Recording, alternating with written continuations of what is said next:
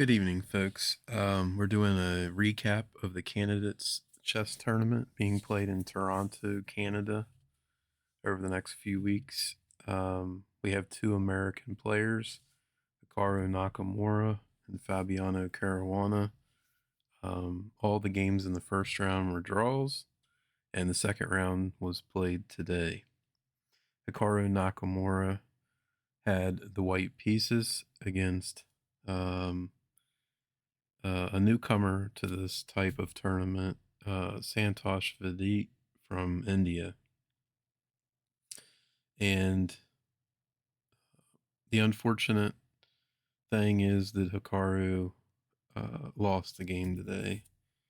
And Fabiano did win. So we'll look at those in succession. We'll cover Hikaru's game first, and we'll end on a positive note with Fabiano's win with the white pieces. So I'm rooting for both these guys. I'm very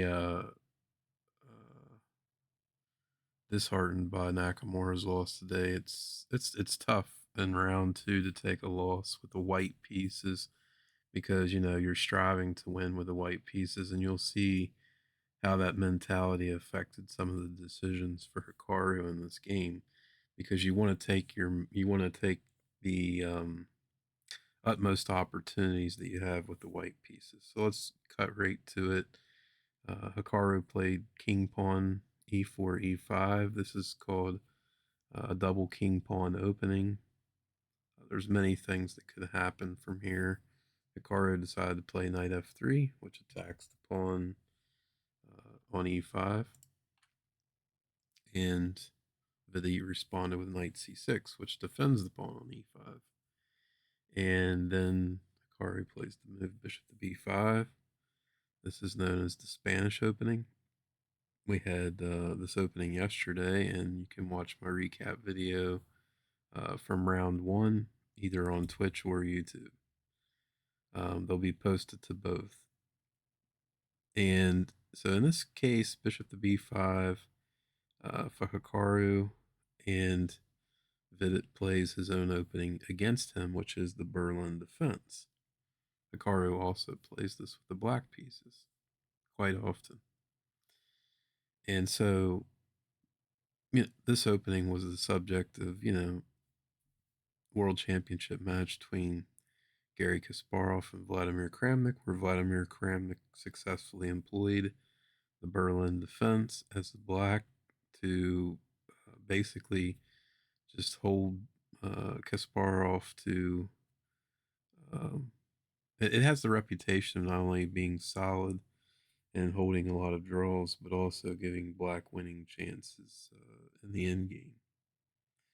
So very solid opening, knight f6, and white plays the move d3. Now you may be saying to yourself, well, why can't white take on c6 and then take the pawn on e5? Well, first of all, the pawn on e4 hangs, but you wouldn't want to take that immediately. Obviously, in this position, you could play either queen to d4 or queen to e7 first, and then recapture the pawn on e4. And in that position, you've given up one of your bishops and left black with the bishop pair, which in chess, the bishop pair is known to be a marked advantage if you have both of the bishops. So white would definitely not want to choose that route. In the game, Hikaru plays d3, simply protecting the pawn e4. And Vidit develops his kingside, bishop to c5, very natural moves. He wants to castle and complete his development by either playing the move d6, which is the normal, developing the bishop, making a castle.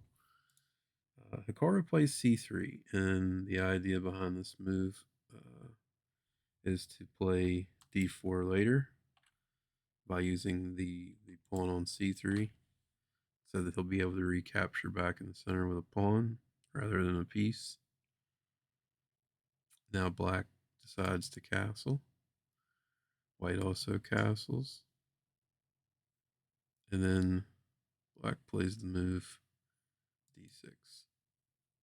Not concerned about white giving up his bishop, because after b takes c6, that it gives black more control of the center. Although the pawn structure is a little bit damaged, black has tons of positives. The bishop pair, the half open b file, the c6 pawn gives more control over the d5 square. The pluses certainly outweigh the minuses. So that's not something that white wants to go for. Instead, Hikaru plays the move h3. The move h3 is because the bishop to g4 move can be very annoying. So Hikaru's plan is to eventually go for the move d3 to d4, expanding in the center, and the move bishop to g4, if allowed, would stop that, because you're basically pinning the knight, which is one of the pieces that will influence the d4 square.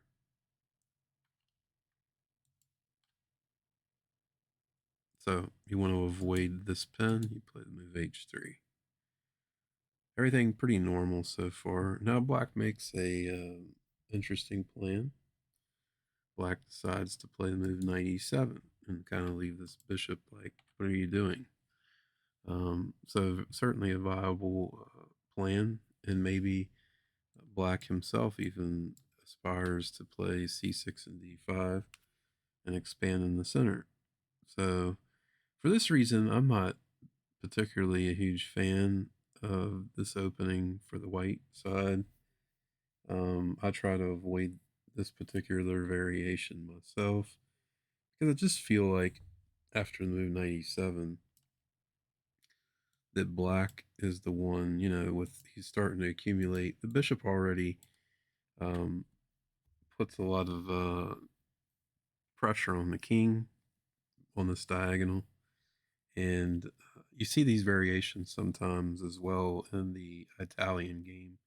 It starts with the move bishop to c4 on the third move rather than bishop to b5. So you see a lot of the same ideas in that opening. And I'm not a huge fan of this for white. It just seems like you're losing too much time by playing prophylactic moves. So Nakamura goes for d4. It's kind of necessary to react and not allow black to build up. So d4, and the normal move played in this position. So the move Vidit played was c6 here. However, the normal move that's been played many times in the past, as you can see here from the live book on ChessBase, is bishop to b6. E takes d4 has been played, but that's kind of a mistake. That's definitely allowing white pretty much what he wants to recapture with the pawn in the center. But the normal move was bishop to b6. And then after white plays rook to e1, which defends the pawn on e4, black would continue knight g6. White would develop his knight. Black would play c6. The bishop would probably come back to f1. The purpose of this move is to basically get the bishop out of the way. It gives some protection to the king side now that we've played h3.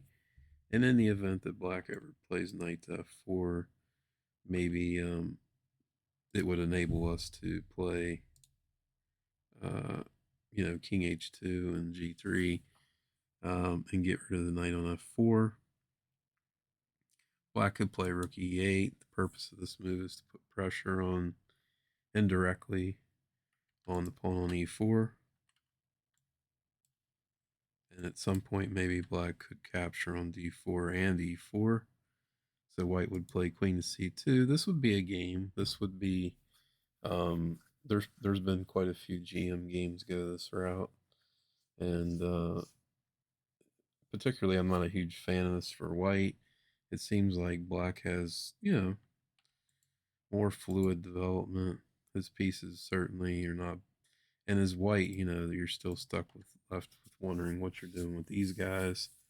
uh, seems a little bit strange to me. But white certainly uh, has an equal position here. Is not worse by any means. And in the game, Vidit surprised Hikaru with the move c6. And I'm wondering if that was actually a novelty. I meant to check that earlier and I didn't. Pretty sure the move c6 is a theoretical novelty. And I don't think that it was a good one, to be honest. But it was psychologically somehow un it definitely had a psychological effect on Hikaru because I was the first when I first saw this position, I'm thinking to myself, can Black really do this? Like, to me, the bishop on c5 was a more important piece than the bishop on b5. And Hikaru Vidit, I think, was playing on the psychology that he knew Hikaru wanted to try to win this game. That was important. Vidit being one of the lower rated players in the tournament, that Hikaru would have been pressing for the win, and in this position may not choose to capture the bishop on c5 because it's hard to see a conclusion where White's going to be pressing for a win. But let's take a deeper look at this for a second. So, Hikaru played the move bishop to d3. Very passive move. Bringing the bishop back to defend the pawn on e4, and certainly admitting that he has no opening advantage with this move. Was it possible for Hikaru to take on c5? Let's take a look. So d takes c5. Vidit capture the bishop on b5. Then he would play the move c takes d6. If you take with the queen, then it's going to be easier for Black to corral the pawn on d6. So we take with the pawn, and Black would almost have to play knight to g6. And then in this position, White should play the move bishop to g5. And it's kind of hard to see how that this is anything special for White, which is, I'm sure that Hikaru considered it, and he didn't think that White had much here, which is certainly understandable.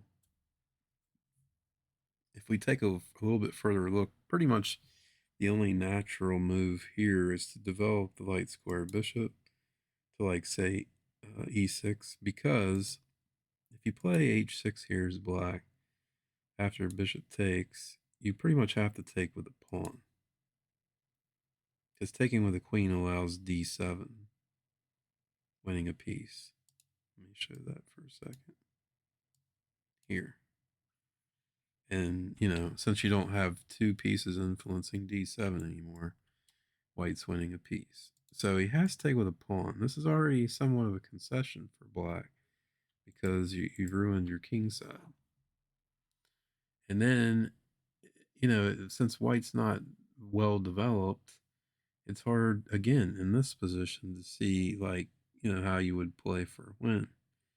But then there was this interesting move, knight to a3, which is kind of it's not a natural move. It's not a natural way to develop the knight, but you're hitting this pawn on b5.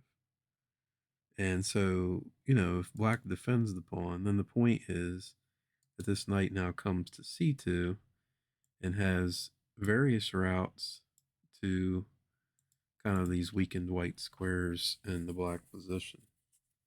And also, White can double on the D line, and it's not really clear that Black's getting this pawn on d6 back anytime soon. So this is definitely, and I think that White just actually is much better in this position, and for that reason, I thought that this is something that Hikaru. But going back, because we only looked at the move h6, so we didn't look at the move bishop to e6.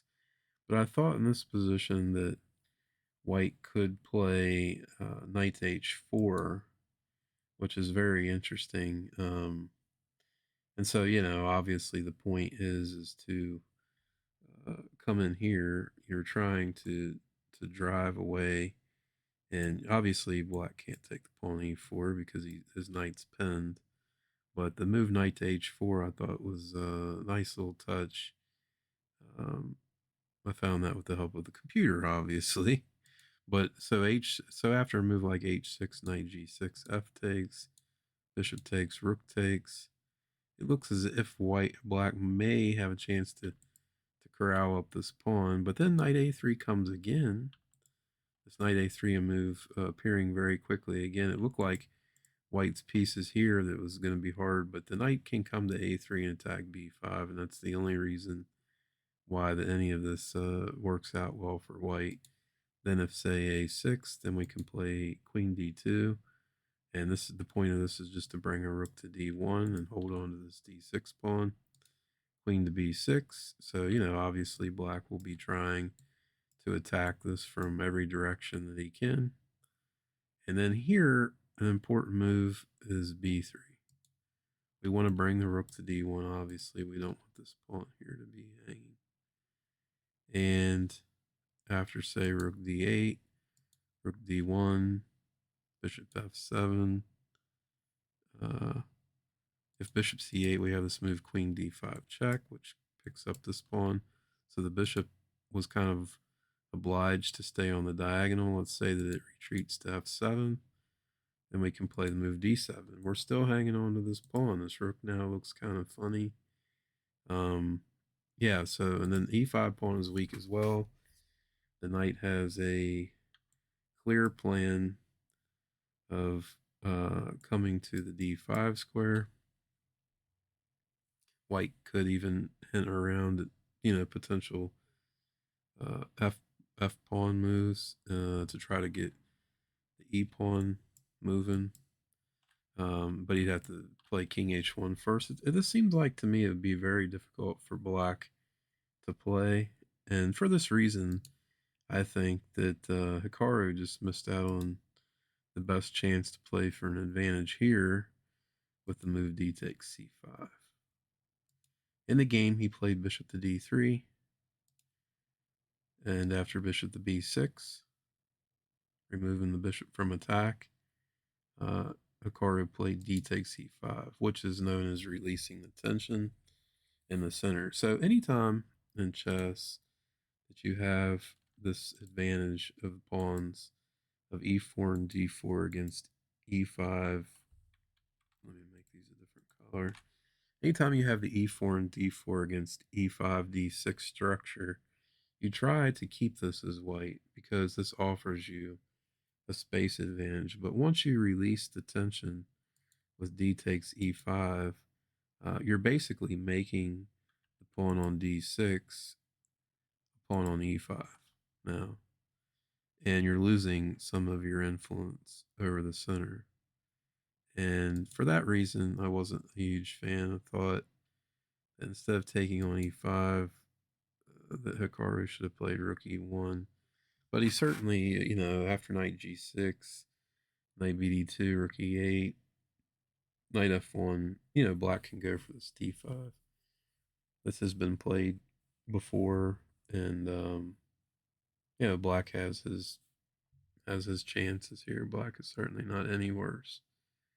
The bishop g5, d takes e4, rook takes e4, h6, bishop takes, queen takes, rook e1. See, this even gives black the bishop pair, and but white does have a little bit of space thanks to d4 pawn. It's not clear exactly how black should continue here because of the pressure on the e5 square. But if he was to play bishop f5, which is not really what you want to do, because if you have the bishop pair, you don't want to exchange off one of the bishops. But this position here, I analyzed, with the computer's help. And after rook a to d8, um, it's pretty much impossible for white to hang on to the pawn on e5. So even though he's a pawn up after rook a to d8, um, black's obviously threatening to take on d1 and then take the pawn on e5. And if you take on d8 first instead, so you can keep this rook protecting the pawn on e5, then black will have the open file and be able to create threats. And also, he has bishop to c7, so it's not clear that you're going to be able to keep this pawn on e5. In fact, I think that no matter what you do here, that black is going to regain that pawn by force.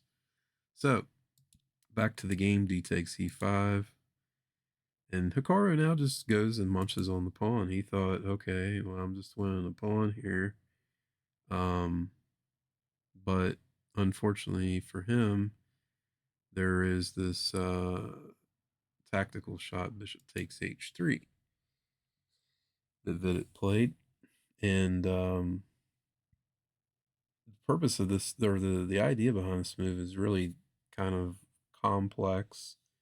It's not easy to see what the consequences are. I'm pretty sure that Vidit probably had either prepared us for the candidates or had prepared us at some time in the past. I'm not really sure which, but definitely very strong move. The power, and I think right here is this going to tell a lot about Hikaru's psychology, because he was devastated when he, basically when he's hit with this move, he's just kind of like, man, I don't think that he saw it. Because honestly, I just don't think he takes on e5 if he sees that black can take on h3. Because, now the rest of the game, white king's exposed. And he follows, a lot of times when you're put under this type of pressure, you make mistakes. And that's exactly what happened in the game because Hikaru decides to go knight c4, which seems like a natural move because you're attacking this dangerous bishop here. But in fact, black finds a series of moves now that's almost completely winning. I think that, Hikaru should have just taken the bishop. And then the point is after queen to b8, if the knight moves, so you can't support the knight with a pawn because the pawn on f2 is pinned to the king. And if the knight moves, black comes in with queen g3 check. And whether he has a forced repetition for a draw at that point if he wants it, but it's unclear at that point whether Vidit would have been going for a win, because he does have also a quick rook. He does have a quick rook that's coming to d8 as well. So I think that black's probably playing for the win there. If white in this position plays bishop to f4 to defend the knight on e5, then black simply plays bishop to c7, attacking the knight again, and the knight cannot be saved.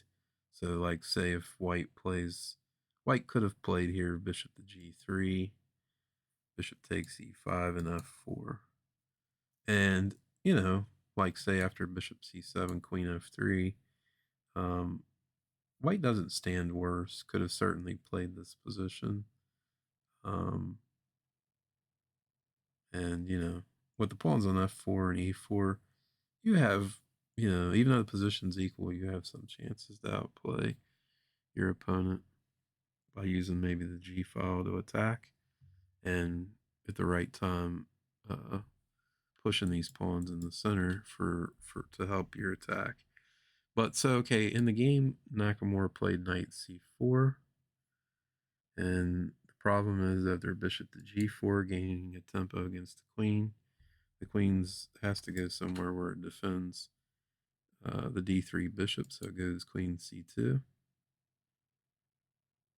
then bishop c7. Nakamura played e5, and after knight d7, he won a pawn on h7. But this pawn is not going to be free, as can be seen because of black's superior development. His pieces are going to come much faster, and that's the problem for Hikaru in this position. So after king h8, which is forced, um, Hikaru decided to bring the bishop back. But again, this is very slow. The problem lied in maybe at first he thought that he had to move queen e4, but black has a very strong move here, f5.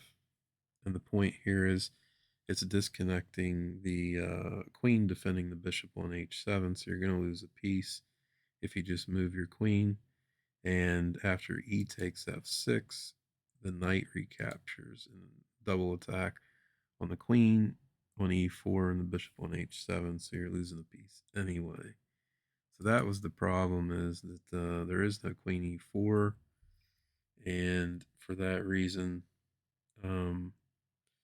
after f5, you would have to play bishop takes f5, but after, say, bishop h5, queen h4, king g8, bishop to g5, we are attacking the knight on e7, and rook f7. There is this move knight to d6, which this could have been the direction that Hikaru should have taken, because it at least makes the position complicated, right? If he takes on d6, we take back with a pawn, and then since the knight's on e7 is pinned, we're going to be able to also capture that knight, and this gets very, very complicated. So now black's almost forced to take on e5, and then say bishop takes e7. For instance, here, instead of knight takes e5, he would have played queen f8. You have bishop takes e7, rook takes e7, knight takes f5, because the queen's overloaded. You can't take on f5 without losing the rook on e7. So in this position, after knight takes e5, white could play bishop takes e7, and the point is the bishop on f5 is loose if you take with the rook, and if you take with the queen, then you can trade queens, and the rook takes, and the bishop on f5 falls with either recapture. So in this position, black would have to play queen to d7, and then after knight takes f7, find the move knight to g6 to retain any type of advantage. And then there's the move knight to e5. I mean, this is absolutely ridiculous. There's no human that's going to see this line. Bishop takes e5, queen c4, bishop e6, all this computer analysis, queen e4, king f7, f4, bishop to c7, bishop c5, bishop d5. So here black has slight advantage after all this computer moves. And, obviously the development lacking here plays a big role in that. But the black king is exposed, and it's a little bit tricky, but, black should be better here, objectively speaking. To expect Hikaru to see that line would be, I mean, no human's going to see that line, not even Magnus. So it's not practical. Hikaru decided to drop the bishop back, but after the move b5, the e5 pawn is falling. Knight e3, knight takes e5, and now you can see black's superior development. These pieces are all at home, and it's almost impossible to stop the train here. I mean, white did have one last chance here. He should have got rid of one of the attackers by playing knight takes g4, although this is counterintuitive because you're literally bringing another piece to the white king side, and you see that the knight's going to come to d5, the queen's going to come to h4, but this was probably Nakamura's last chance to defend the position after, say, g3, f5, bishop to g5, making the pin, queen d6, bishop f4, queen d8, exchange the bishops, and develop the knight. And then even here, there's this move knight e3, which is winning because after fe3, queen g3, king h1, queen h3, rook g1, rook f6, you're getting mated or losing. Well, you're in this case. I think you're just getting mated. So like rook f3, rook g6, king f2, rook g2, king e1, queen h4 first, and then after king d1, rook d8, and the threats on the d file and the first and second ranks are just too much. White will not be able to survive this. So in the game, Nakamura chose bishop to e2 instead, but then came the strong move f5, and um, yeah, I mean f4 is coming. It's too much, and Nakamura tried to stop f4. He played f4 himself, but then this bishop reappears back on the g1a7 diagonal, pinning the knight, and then it becomes pretty clear that these pieces are just never getting out. On the queen side here, and he tries king f2, just trying to do something because, like for instance, f takes e5, knight d5, and then queen g5 is coming. I mean, it's just a lost cause. Bishop takes, g4, knight e3, bishop e3, and here you're actually getting mated. The queen's coming to h4, for instance, rook f8, queen f8, queen e4, queen f2, very strong move, threatening mate. Two different ways. Queen g1 and queen h4 are both mate threats. And then after queen g4, queen g1, king g3, rook f8, you can't stop this. Bishop f2 is coming. Queen h1, it's going to be mate. Um, so, Nakamura probably seen most of that, to be honest. He's a good defender, but this position just wasn't defendable, unfortunately. So, rook h1, king g8, fe5, queen g5, king e1, bishop e3, bishop g4, queen g4, bishop e3, knight e3, queen e2, queen g3, king d2, rook a to d8. You can see these pieces never got in. King c1, queen g5, setting up various discovery checks. e3, and then the very nice move knight f1 that finishes the game. And obviously the point here is that if, say, king to here, what is the finishing blow here?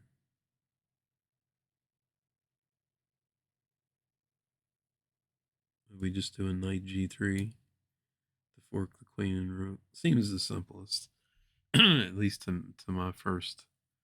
And you're left after black wins yet another uh, exchange. Not only are you going to exchange down, but both of your pieces are undeveloped, and that's not good. So Hikaru resigned. He realized this game's over. He knew the game was over a long time ago, but you just keep fighting because of a normal tournament. He probably would have resigned a long time ago, but you continue to play because it's a candidates tournament, and you just don't know what's going to happen. And the the ultimate prize is so big that you just have to keep playing until it's a foregone conclusion. And in this position, it was. So he called it quits at this point. I spent a little bit more time on this game than I wanted to because I wanted to be a little bit, sympathetic towards Hikaru's position here. He was just, caught the psychologically devastating. The bishop takes h3 move. And it shows kind of the danger, just to talk about that for a minute, in preparing openings for tournaments. Because the minute that someone catches you off guard with something, it's going to potentially be psychologically devastating because you're like, man, why didn't I look at that line? You know, how did we miss that? How did my seconds miss this move? Like, what the hell, you know? And yeah, it puts you in a very psychologically devastating position. So I can certainly relate to that. So moving on, we have the game Jan Nepomniachtchi against Alireza Firouzja, and obviously both everybody coming in had half a point from yesterday. Nepomniachtchi also plays the Spanish Roy Lopez. Alireza plays the Berlin, and we kind of have the same position from Hikaru's game, at least initially. Both sides castle here, and then Alireza deviates from the Hikaru Vidit game because he plays the move d5 instead of d6. So white pretty much has to capture on d5. Black captures of the queen, and then white plays bishop c4. The bishop no longer has any purpose on b5.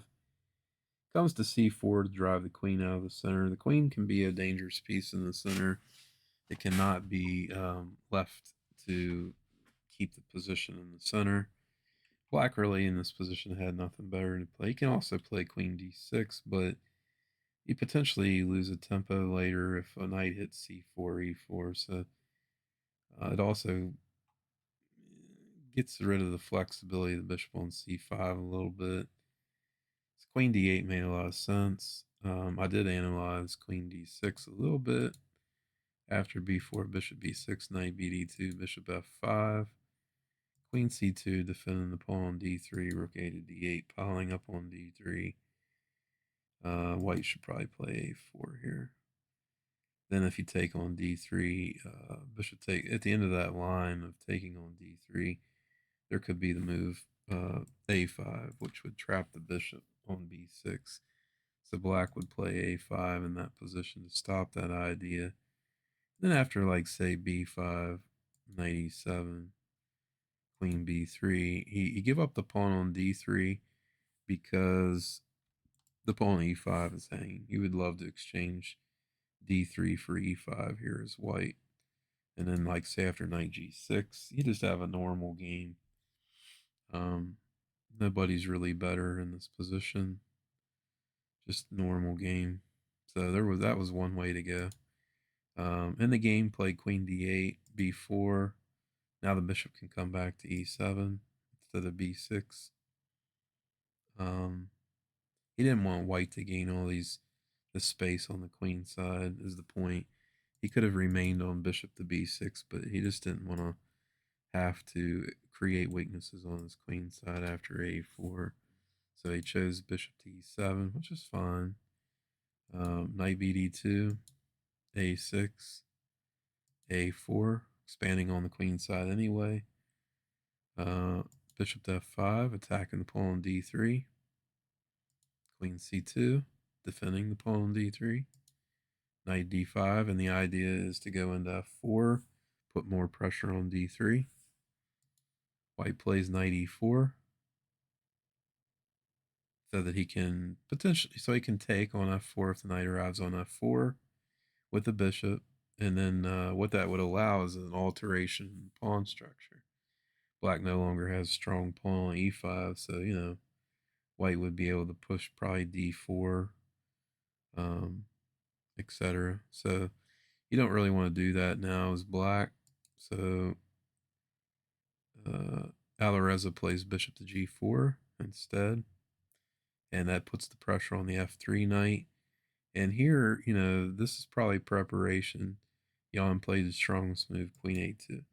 So rather than like react to black's moves, you should always try to look for counterattacking moves, because it's true. While it's true that black wants to damage white's pawn structure around his king, white taking the time to defend against that is losing time, and black, being better developed at this point, stands to be better if you're reacting to his threats.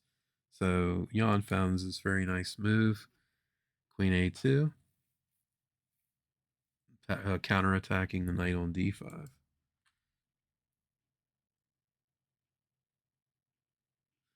So I'm pretty sure that in this position, if bishop takes F3, he was probably just going to play bishop takes D5. And knight B6 is played, bishop to B3. So the pawn on D3 is hanging, but I don't think that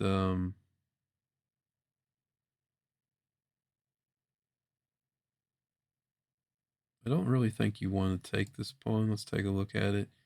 Queen takes D3. There's this move knight G5, and the idea is to put pressure on H7 with maybe bishop C2. If he takes on F3, we can recapture with a knight, and then after, like, say, E4, black black has an interesting position. He could also just start gobbling pawns, but I don't know. White has these two bishops looks pretty scary. So yeah, you get some pawns, but yeah, I mean, pawns are not everything, especially when your opponent's pieces are in really good shape. So in this position, um, for instance, if bishop d6 here, queen to b2 attacks g7, and you also have to be careful that you don't, like, say, play the move bishop takes e5, because then you get caught with bishop takes f7 and winning the black queen on b4. So you have to be extremely careful, and obviously black can't play the move f6 because the f pawn's pinned. So the pressure on g7 quite annoying in this line. I don't know if the players saw this, but this line here particularly is quite double-edged. Nobody likes to have an unsafe king, and that's what you would have in that line. So in the game, bishop takes f3 was played, g takes f3, and queen takes d3. And this is very interesting play by Nepomniachtchi,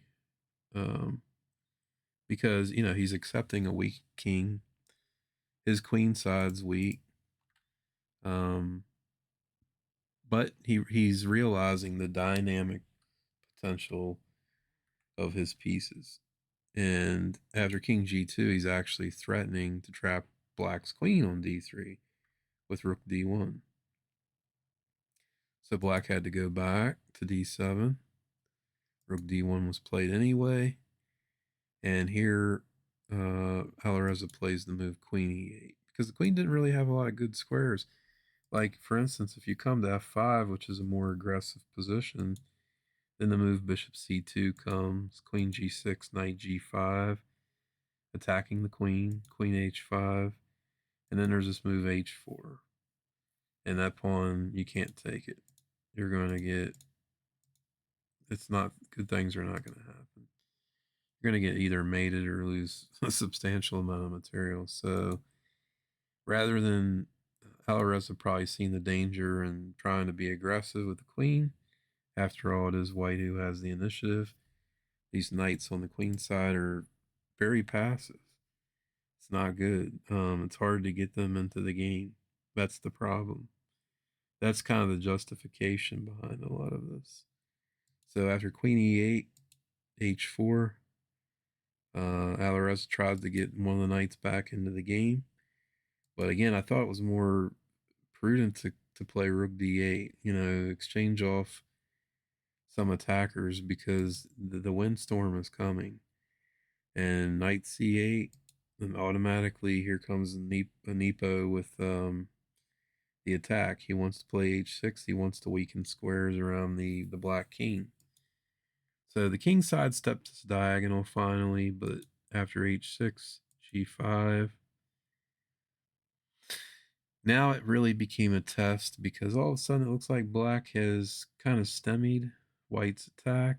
But Nepo plays queen d2. Very strong move. He sees the discoordination. He knows that he has to react, like, very, very quickly. So the purpose behind this move is obviously that you want to put the bishop on b2, but you don't want this queen to get stuck on a2. So you move the queen to a more active position. The queen can come down in here. So black plays knight d6, bishop to b2. And now you can see that the dynamism kind of overtook Alvarez at this point. You know, he should have realized here that the potential for White's attack to be massive, you know, kind of should have controlled the day here. I certainly think that knight to f5, which is Alvarez's move, was a mistake. So obviously he had an opportunity to exchange knights here, and I think he should have, and then played f5, because now at least, you know, black's pieces are coming to life.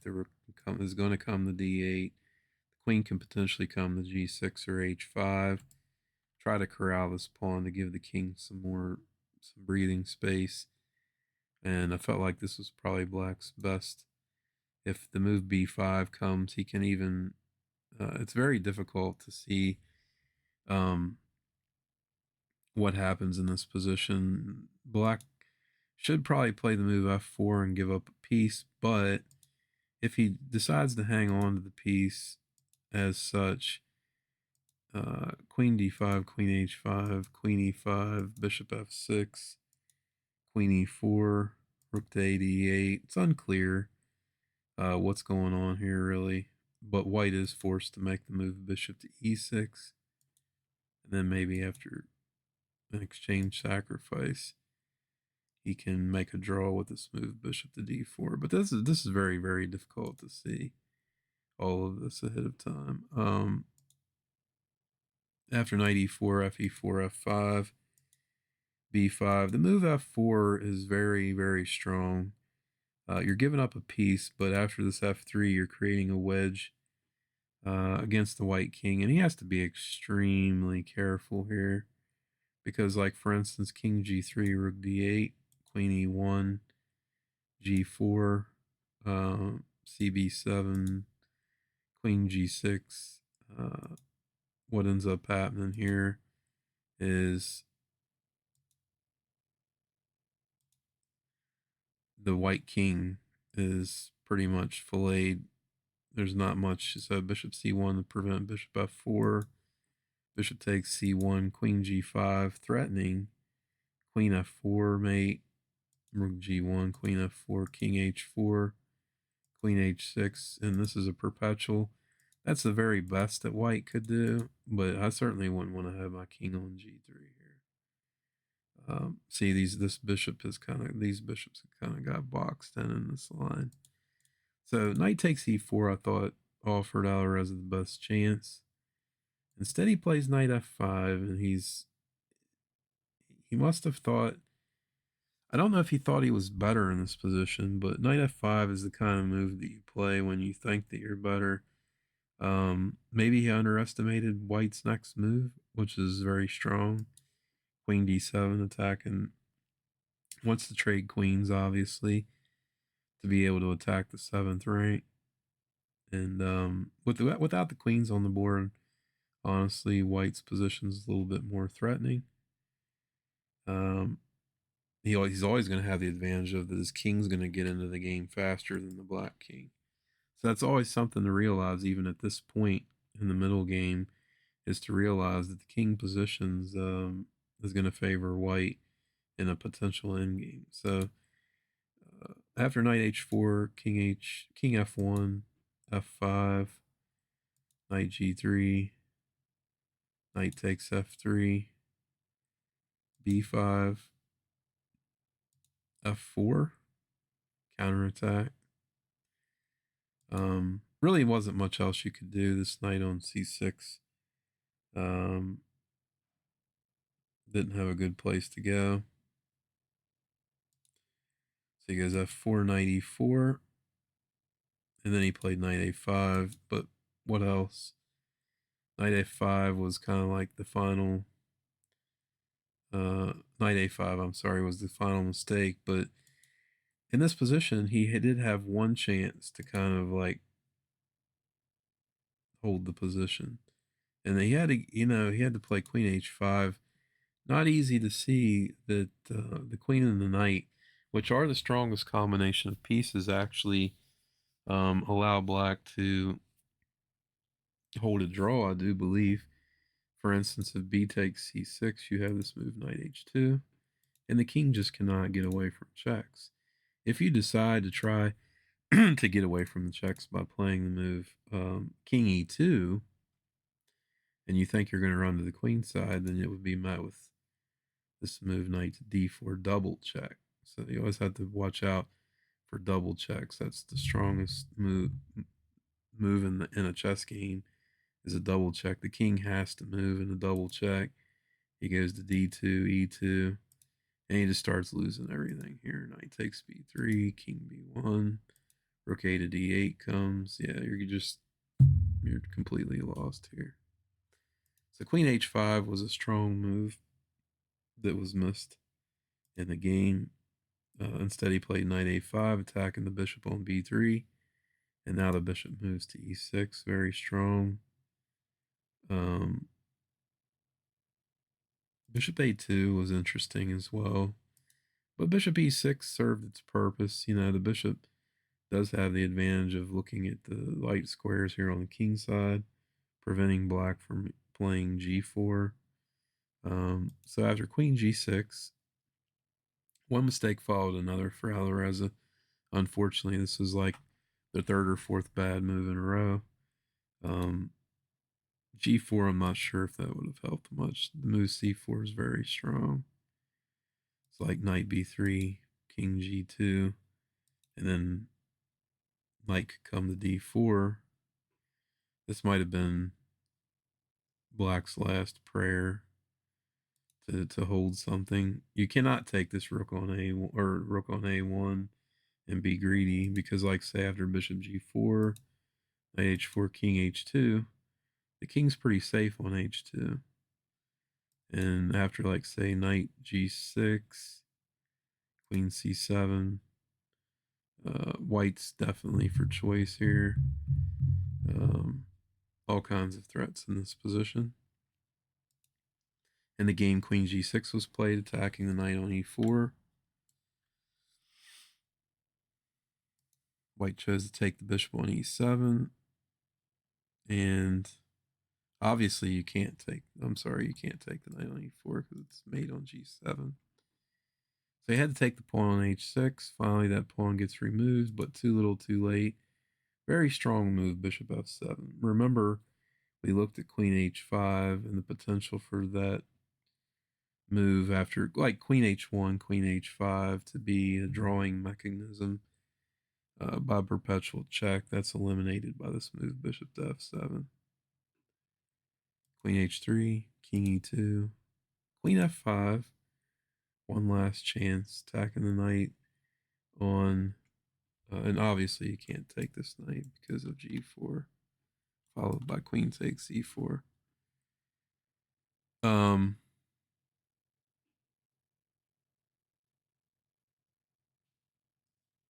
Actually, it's just super dangerous because at some point White will also be threatening Queen F6 mate if the queen. So the queen had to go to F5 to guard that. Then Bishop D5, strong move. Queen takes. Sorry, wait. Queen takes E7. Oh, I lost my place.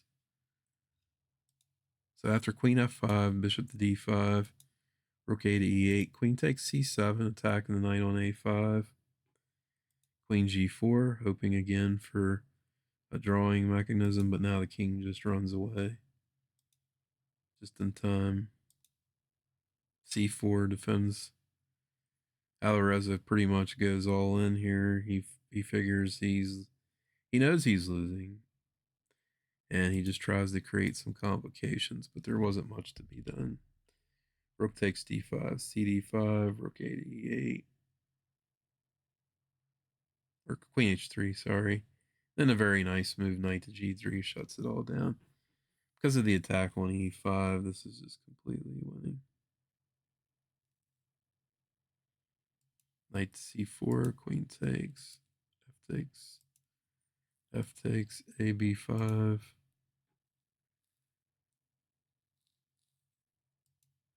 Rook c8, rook h1, queen d7, queen e4,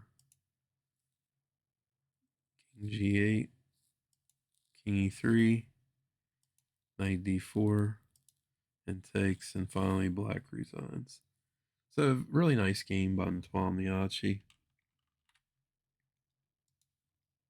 He made the most of pretty much everything that was given to him in that game.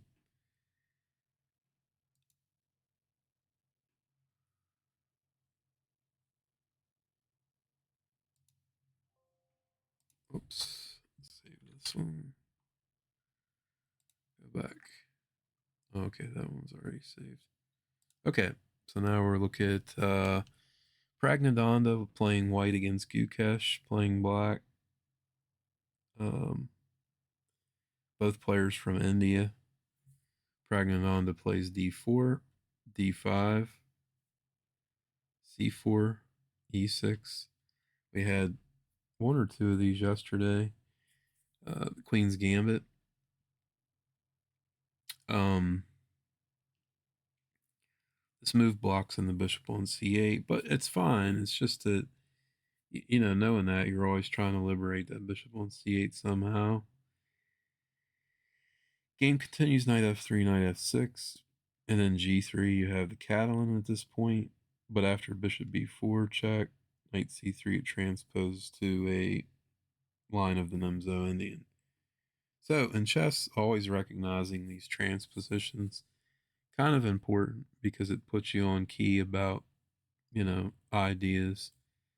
So it's kind of important to know that there's transpositions and how that those work because you can get tricked.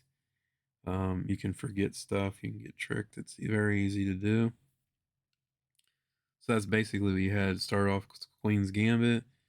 It moved forward. It's a Catalan, but Bishop b4. The move that signifies it transposing to the Nemzo Indian is white voluntarily playing knight c3 here because he had various options. He could play knight bd2. He could play bishop to d2, which are the most popular moves, but Pragnananda must have had this move knight to c3 that transposes to a variation of the Nemzo Indian prepared for this tournament. So in this position, black chooses to take on c4. It was also possible to castle, and one variation would go bishop g2, dc4 anyway, castle, knight c6, a3, bishop e7, e4, knight a5. Black's trying to hang on to this pawn on c4 and expand on the queen side.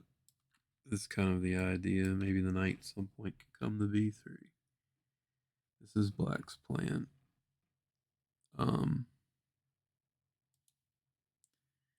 So d takes c4, bishop g2, castle, castle, knight c6. It was also possible to play c5. And that line would go like dc5, bishop c5, knight e5, regaining the pawn on c4 by force. And yeah, so like after queen e7, bishop g5, rook d8, queen c2, bishop d4, knight c4. Position just roughly equal. I don't think there's anything special here. White has a little bit of a lead in development. Shouldn't be an issue. Knight to c6, pretty solid position for black. In the game, he chose knight c6 instead. After a3, bishop to e7 was played. It's not really to black's advantage to play bishop takes c3, although this was tried in a game between Ivanchuk and Fresson in 2016. bc3, rook b8, like for instance, another main line here His sideline is knight a5, bishop g5, h6. Um, Fressinet played c6, but after e4, h6, bishop h4, queen c7, he ended up, with a damaged kingside structure, and Ivanchuk was able, after the move e5, you know, to play for a win here. This knight on a5 is obviously, even if it goes to b3, it's just kind of out of the game. And Ivanchuk won a nice game there. Going back to the game, bishop e7 was played. Then e4 comes. And so, for the pawn, black has extra pawn, but white has huge space advantage with pawns on e4 and d4. Now, how he makes use of that, we'll see in a moment. a6. It was also possible to play knight a5. So he chooses to defend the pawn, extra pawn on c4. So, yeah, so bishop d3. It's overprotecting the knight on, or the pawn on d4, sorry, to enable, the queen on d1, the knight on f3 to move. Then the move b5. So now the battleground is late. White has space advantage due to d4 and e4. He'll try to attack because of the space advantage on the king side. And black will try to ward off the attack and keep the extra pawn. So now white plays the move queen e2, which removes the queen from the d file in order to bring the rook to d1, which would be opposite the black queen on d8. And white's also trying to assure that his pieces can't be traded off, which is really important. So bishop to b7 seems like the best diagonal for the bishop to have influence over the center later in the game. White plays rook to d1, puts the rook opposite the queen on d8. Always, a good idea. Knight a5. Now, the problem for black and the lack of space is particularly this knight that was on c6. It gets in the way of the bishop on b7. Didn't really have a lot of great squares from c6. So putting it on a5 at least protects the bishop indirectly on b7. You'd be surprised how fast at white's moves in the center can come, and then you end up having this hanging bishop on b7, and bam, or if the bishop moves, then you have a hanging rook on a8. So you always have to kind of be prophylactic in your thinking, understand what your opponent's trying to do and prepare yourself for that. So, again, black's got this extra pawn, but he has to weather a storm. d5, going straight for it. I didn't really see anything better. It makes a lot of sense. You got to kind of do something.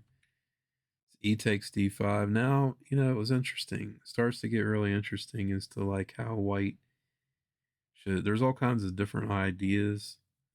I was looking at knight h4. Always trying to get knight to f5. It's a great square for a knight, but it just doesn't work. Nothing seems to. I think that Pragg made the best decision. Play e5. You create this strong point on e5, and that's usually necessitates an attack for white. Black moves the knight back to e8. Obviously, it had been a mistake to, like, say, play knight g4, because, after bishop f4 and then h3, the knight's going to be in a bad position. So he plays knight e8, and then the third pawn sacrifice. Just White's just giving up all his pawns. He's committed fully to trying to win the game. I respect that. But, I mean, the reality is Gukesh played extremely well and defended very well and warded off the attack. Um, So he plays a smooth f5. It's very important to keep position closed as much as possible. So this was very important first step for black to play the smooth f5 because you just could not allow white to take on f7 and play knight e5 as the arrows show. That would just, those two moves, e takes f7 and knight e5, would gain so much time in bringing all of white's pieces into the game, as I've highlighted each of the pieces that could potentially come into the game after those two moves. So it's very difficult. It's very important. So after f5, he plays knight e5, but now you see the difference because although white's pieces still have the same potential, this diagonal here, particularly that runs from a2 g8, is kept closed. So it's kind of it's kind of important not to give too many avenues to your king if you're trying to defend a position. The more avenues that exist for your opponent's pieces to get to your king, the greater likelihood that it'll end up, in a bad way for you. So you always try to keep as many lines closed as you can. So what ends up happening here is knight f6. He had to defend pawn d5. He also had to defend um, against the possibility of the queen coming to h5 because that could have severe consequences as well. But more importantly, defending pawn d5. Now white finds a nice move, queen c2. And this just kind of, you're getting this pawn on f5 because if white would, or if black tries to play like say knight e4, then knight to d7, for instance, wins the rook on wins an exchange, which would kind of justify everything white's done so far. And if you play a move like c5 in this position, uh, after knight takes d5, rook d5, bishop d5, rook d1, you're kind of forced in this position to give up the queen with bishop takes e6. Now black is better in this position, but you've created an imbalance that makes the position a little bit risky. Um, this looks like pretty solid advantage for black, to be honest. Doesn't look like white has a lot of things to attack or can create a lot of weaknesses, so it looks pretty good. But I can't really blame Gukesh for not wanting to play this position. Movie made in the game c6 though, it did allow white some chances. So let's take a look. He takes the pawn on f5, queen e8. He wants to come to the king side with the queen. He would love to exchange off queens. I mean, that would be beautiful, right? White's attack would pretty much be stunted. White did not want to exchange queens. He plays the move knight f7. Now I thought it was interesting, like queen h3, queen h5, queen takes, and then f4. But man, it's really difficult to expect, GM to play this kind of position because it seems like now that you're just fighting an uphill battle because you've given up. In this case, you're only a pawn down. Like for instance, g6, a very important move to play in this position because knight f7 is coming. You don't want to get hit with this, like say bishop d4, knight h6 mate. That's not what you want to happen. So g6 important so that you can bring this knight back to defend from the d4 square from f5. So if knight h6, king h8, bishop d4 anyway, then it also enables you to play bishop f6. Knight f7, you can sacrifice an exchange, take on d4, put the knight on f5, and black's pretty comfortable here. That was kind of a hard line to see. But in the game, white chose knight f7 because he really didn't want the queen to come to h5. So now bishop to c8. Black's threatening to take on f7, I suppose. If he would have took in on f7 immediately, um, this was also possible. But maybe White's getting a little more than what he deserves here. But after bishop d8, if he would have saw this position, I'm sure Black would have went for this. Because the bishop comes to c7, and eventually you're going to get c4 and d4 in. And if Black is able to make these two moves, basically the game would be over because they wouldn't be able to stop this massive pawn avalanche.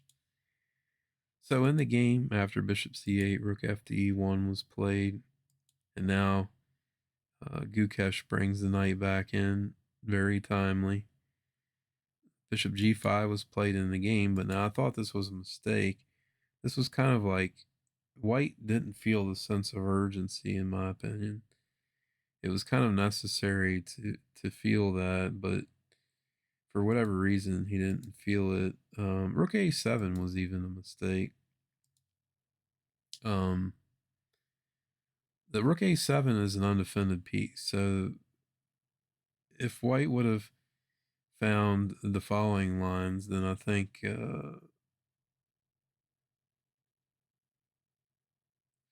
but again, it's very difficult to see this stuff. Like, for instance, like if Black in this position instead of rook a7 would have played knight to c5, which appears, attack pawn e6, pretty good. But in this line, White has bishop takes f6, bishop takes e6, knight h6, king h8, bishop g7, king g7, rook e6. I mean, crazy lines. Knight e6. It's so ridiculous. Instead of knight e6, like for instance, if you would have played rook takes f5, knight f5, king h8, rook e7, White has very good compensation, very strong pieces. It's really unclear who's better in this position. Um, it's not clear at all what the heck is going on. But yeah, White has very strong play here.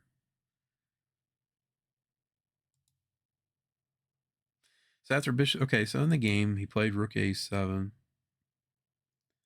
and Preg took on f6, which uh, it was okay, the move itself, but what I felt like was that it relieved some of the pressure in the position. You're exchanging pieces, when you're down material, and that can always be dangerous, right?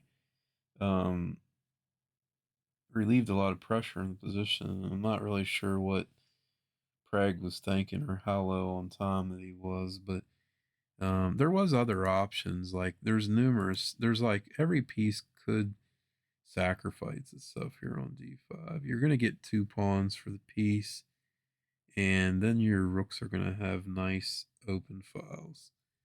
Is basically the point. So like say bishop d5, knight d5. There is this move, rook takes d5. In fact,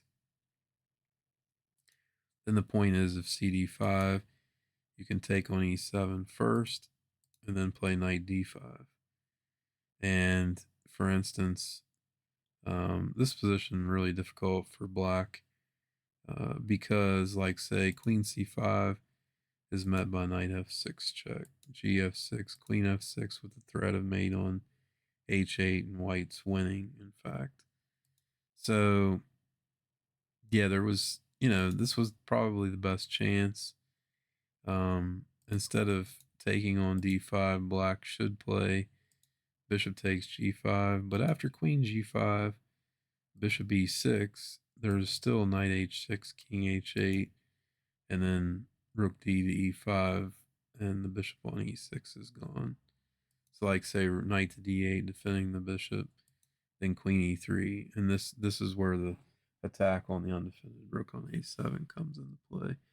So you're hitting the bishop on e6, you're also hitting the rook on a7. So, for instance, rook d7, not taking on e6 because at the end of the line, there's some possibility to play this rook d3 move. But here, f4, I think gh6, f5, rook d3, queen c5.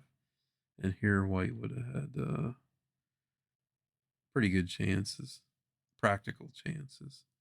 And if black defends extremely well after like rook f6, knight e4, rook f5, rook takes, bishop takes, queen e7. Best case scenario. This is the best case scenario for black. After knight f6, king g7, knight h5, it would pretty much be a draw. There's not a lot of hope for either side here. The exposed nature of the king's pretty much going to lead to a draw. In the game, he played bishop takes f6, and then after bishop takes f6, he recognized he needed to give up the for the pawn on d5 because otherwise bishop takes or knight. Well, let me see. Yeah, bishop takes e6 was coming because then you could take on f7. So he had to give this up to keep some play in the position. But Gukesh finds the move bishop e7 very strong, very good defensive resource. And, it kind of led to this next move, which was pretty much the last blunder in the game. Queen g4. He absolutely had to go in for this knight h6. I don't know if he saw it, but he had to go for this knight h6, king h8. If you take the knight, queen g4, king h8, queen d4, king g8, knight e7, queen e7, then you win this rook on a7. Again, the rook on a7 showing that its undefended nature in this line. So that was very important variation. After knight h6, king h8 is forced. And then white should play knight f7 and repeat for a draw. There is one other line. After queen g4, king h8, or I'm sorry, he could play bishop to g5, but after h4, certainly again, the position of the black king's not going to enable black to play on for a win here. So it was kind of the last chance to save the game was to find this move. However, he played queen g4, and now Gukesh makes this very nice defensive move, knight d8. So very, very strong move. I was thoroughly impressed with Gukesh's defense in this game.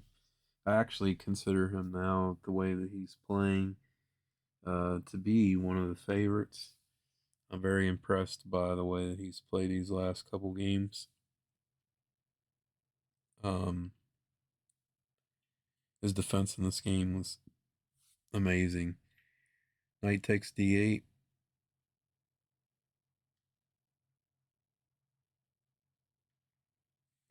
For instance, if you would have played queen d4, then black can just take on e6.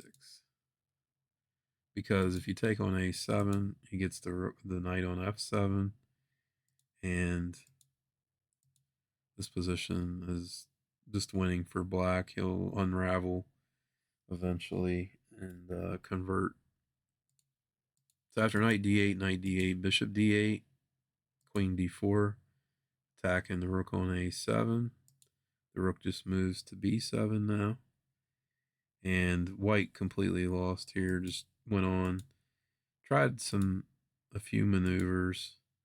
Not much that can be done. He's trying to create a weakness with h4, h5, h6 in the black king side. But after bishop takes e6, this game was gone. h6, rook takes f2 was the last straw, completely obliterating white's king position. So Pragnananda resigned. Very nice game by Gukesh. it's unusual to see black winning, and um, we saw black win 2 games today, and definitely very interesting. So now we move on to our final and last game, uh, and I thought to be the game of the round, and that was Fabiano Caruana, who I predicted to win this tournament, by the way.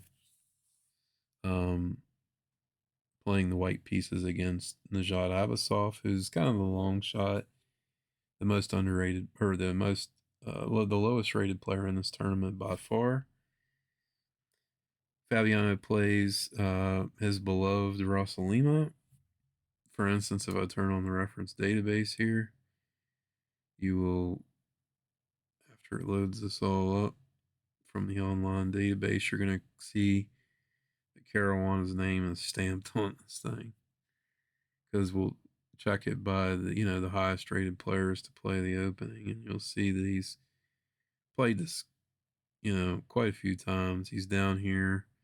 He's had different ratings over time, but yeah, he's pretty much stayed true to this. So I see 5 games, for instance. There could be more, but yeah, he's a big fan of this. So now this guy plays this system, which Magnus Carlsen, as you'll see from the database here in a minute, has played this as black a number of times, including one important win in this variation against Fabiano playing white. So that was probably Abasov probably no, it's so hard to prepare against Fabiano. So you can't really fault Abasov for trying this, because he was probably thoroughly impressed by this game between Caruana, which continued. Okay, so after knight f6, knight c3 was the new move that Caruana played, and I'm not sure. Okay, it's been played a few other times, but by lesser players. So Caruana had tried bishop g5 against Magnus, but after h6, bishop h4, a6, bishop c4, bishop e7, c3, castle, knight bd2, d6, a4, came this move knight h5. And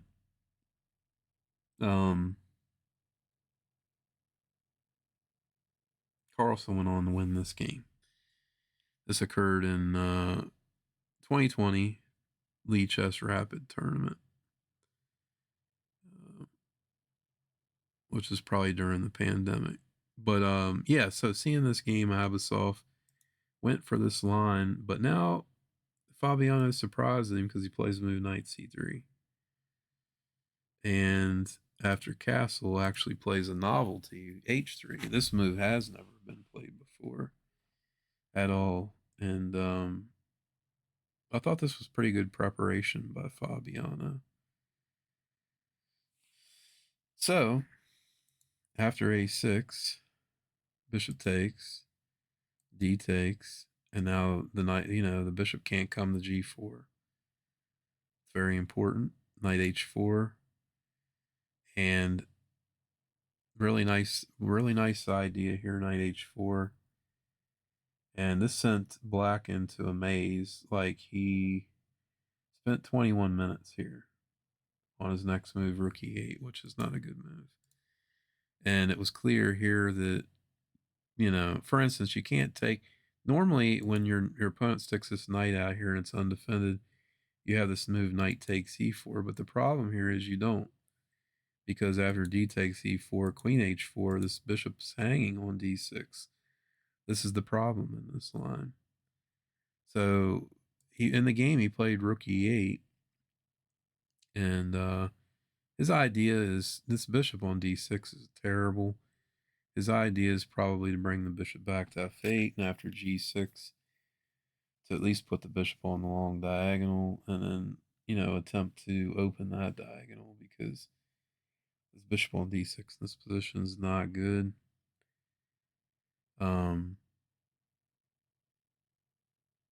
I thought personally that maybe knight e8 was probably the best chance because the knight on h4 is being attacked. If it goes to f5, you can play bishop c7, bishop e3 attacking c5 and b6. And I thought this pawn structure uh, was acceptable for black. He can at least play this position.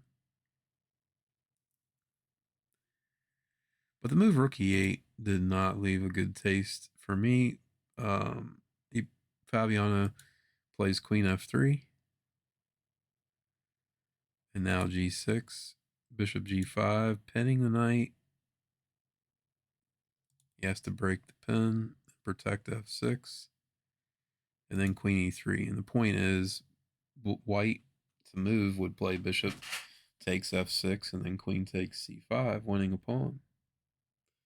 So black plays knight h5. If he defends the pawn with b6, white would probably play a4, trying to undermine this pawn structure here with the move a5. And so black would pretty much have to play a5 himself. Then after, like, say, knight f3, knight h5, take, knight e2, these knights are going to work the position very nicely because of this newly created weakness on b6. And, white, I think, has an advantage there. So in the game, knight h5 was played, bishop takes e7, queen takes e7. Now you may say, well, black exchange off his bad bishop. But the problem is these pawns on e5 and c5 are constantly needing babysitted. And white combines his pawn flexibility, because notice how white hasn't made a lot of pawn weaknesses. So he has a lot of flexibility with his structure, and he's going to present this to you very well. So what happens is after knight f3, b6, natural move, defending c5, a3. And I remember seeing a lot of ideas like this in some other videos online, particularly I think some Chessable videos that had explained like how you play this opening. And so what ends up happening here is like black becomes a little bit confused about what he should do in this position. I mean, for me personally, it would, I mean, obviously it would be nice if you could like somehow get this knight to the square, right? But it's just not practical because like the knight coming to e6 would lose the pawn on e5, right? Um, or I'm not really sure if it actually would or not, because if the knight arrives on d4, you are hitting c2. So if you play knight takes e5, you could probably just play knight d4 anyway, since you're attacking c2 and the knight on e5. But that may have been, I thought that b5 was a terrible move. I'm not really sure. I thought knight f4 was a better try to bring the knight to try to bring the knight to d4, but I don't know. I think Fabiano was gonna maybe play b4 in this position and attack this pawn chain. And this is a typical idea. And like, say, if you think that you're winning a pawn here, I mean, that's not reality, because uh, the pressure that's going to be put on your queen side. I mean, first of all, we're just threatening to take on b6 now, but the pressure that's going to be put on the queen side now is going to be unbelievable. Very difficult, practically speaking, to hold the balance here.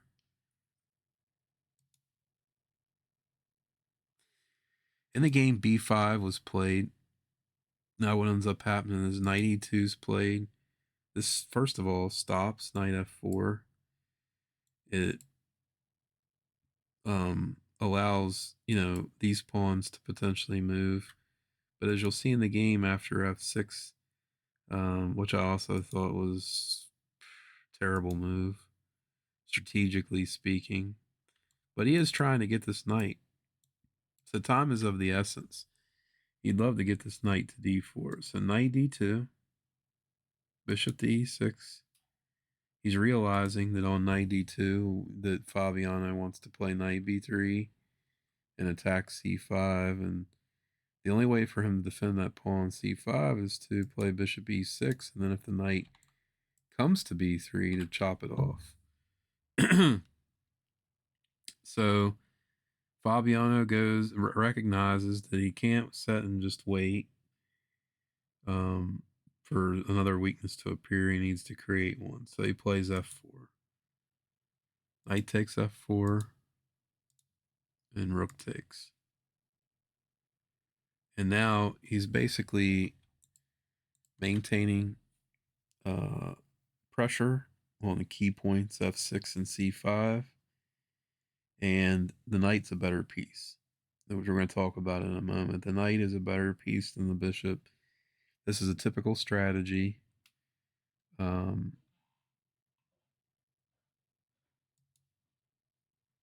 white to put pawns on white squares and restrict the enemy bishop in the middle game. And then the knight will go dancing around and basically harass weaknesses in the position. So after rook a to d8, queen f2, keeping the pressure, maximum pressure on f6 and c5. So he had to pretty much do rook f8, rook f1, king g7. And now Fabiano plays b4, exclam. And he's trying to get black to alter the pawn structure, obviously. So black's like, I took the pawn and then played rook to a8, which was a practical move because, he's trying to play a5 and at least get an open file for his rooks, because that's one of the things about the position is that white has all this pressure on f6, but black doesn't really have any counterplay is the problem. His pieces are pretty much dominated, so I can't really blame him for going for this. Obviously, this was not a free pawn on b4 because of this very strong move e5, which laterally attacks the queen, and white's winning suddenly because queen c3, ef6, king h8, rook e1, attacking the bishop on e6. Bishop moves to f5. Then you have g4. If the bishop moves back to f7, you have the knight coming to g5, which is very strong. For instance, rook d5 to stop knight g5. Queen h4, renewing the threat of knight g5. Rook h5 to defend. Queen g4. Bishop to d5, threatening bishop takes f3, and queen takes at e1. Then very strong move, queen d7, threatening mate. The bishop has to go back to f7, and then rook e7 threatens rook takes f7. So that's a very deep line, but you'd be surprised they probably actually saw this line. Fabiano calculates very well. So black plays rook a8, and I'm drawing these. I'm highlighting these squares because I want you to see how this bishop on e6 is just dominated either by his own pawns or our pawns. It just has no mobility. It has nothing to target. The knight's clearly a better piece. Fabiano is in no rush to improve his position. Simply plays king h1. Then he waits on black to basically crack a5, ba5, c5.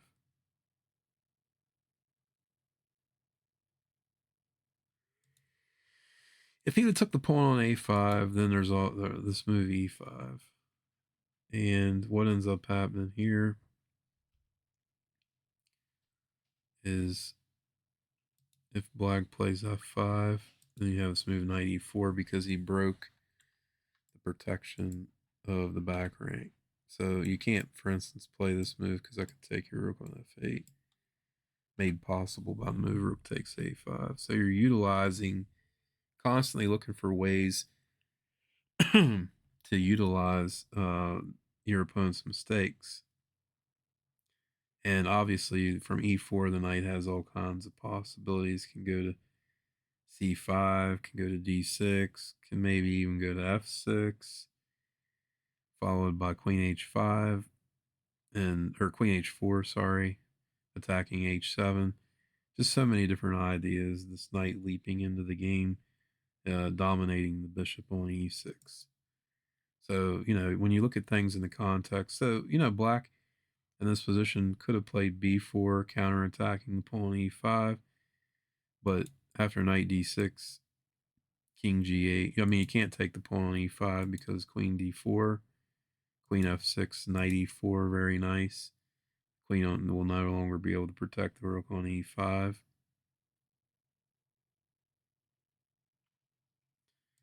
For instance, c5, queen d6, rook d5, queen c7, rook d7, queen c5, and black's completely busted.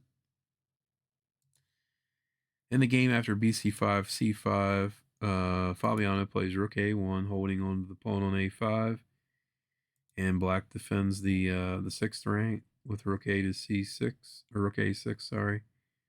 But then Fabiano breaks through with e5. Black really needs to try to keep things closed, so he played f5. But Fabiano correctly evaluates c4 is the way. The pawn c5 is weak and is not going to be able to be defended. bc4, dc4, rook f to a8, knight to b3. Protecting and attacking. Protecting a5, attacking c5. g5, rook takes f5, or I'm sorry, g5, queen g3, h6, rook f2. A lot of back and forth going on here, but the problem for black is that he can do nothing. And the fact that you're sitting and waiting on your opponent to do something is just usually, even at this level, very difficult. And what happens next is basically just watching black crack under pressure. So he grabs the pawn. And reality is you can't take that pawn. He should have tried to play rook to b8 to get one of his rooks active instead of passive, because he can't attack a5 enough anyway. So in this position, Fabiano would have probably played queen e3. Bishop takes c4, knight takes c5. Then after rook c6, knight d3, at least the bishop's active now for the first time in the game. And, say after rook b3, white's still better, but the window's gotten a lot narrower, for instance, in this position. But Fabiano could have also, after bishop takes c4, played queen c5, which he probably would have. Queen takes c5, knight c5, rook c6, knight d7, rook b5. And this is the best case scenario for black. This is if he finds all of the key defensive ideas, which is, in this position with two passed pawns like this, finding the proper defensive moves, I mean, is very difficult, obviously. So all this is like, computer analysis that shows that black with absolutely best defense could have, and you can see it's still a little bit better for white, but certainly has narrowed the window of opportunity for Fabiano. But after bishop c4, the problem is that after rook takes f5, the black king is just too weak. And after bishop takes b3, queen b3, rook a5, rook a to f1 was deciding. because the black king is just under too much pressure. And I guess he maybe had thought initially that he had this move, but obviously he doesn't because rook f7 is winning. Queen takes f7, you can take with a queen. So the pin on the f1 rook is not a factor. So in the position he played king h8, but after rook f7, queen e8, he resigned without further moves because, I mean, there's just no way you can stop the various threats. The queen can come to c2 or d3, and mate on h7 is pretty much inevitable. Um, so he resigned. Fabiano got the win and is 1.5 out of 2 and is one of the leaders. And so Nepal Miachi, Gukesh, and Fabiano all tied for the lead at this point after round 2. I appreciate you guys. You can watch this recap on Twitch or YouTube. I'd appreciate it if you give it a like if you do watch it. Thanks for tuning in, and I'll see you for the round 3 recap.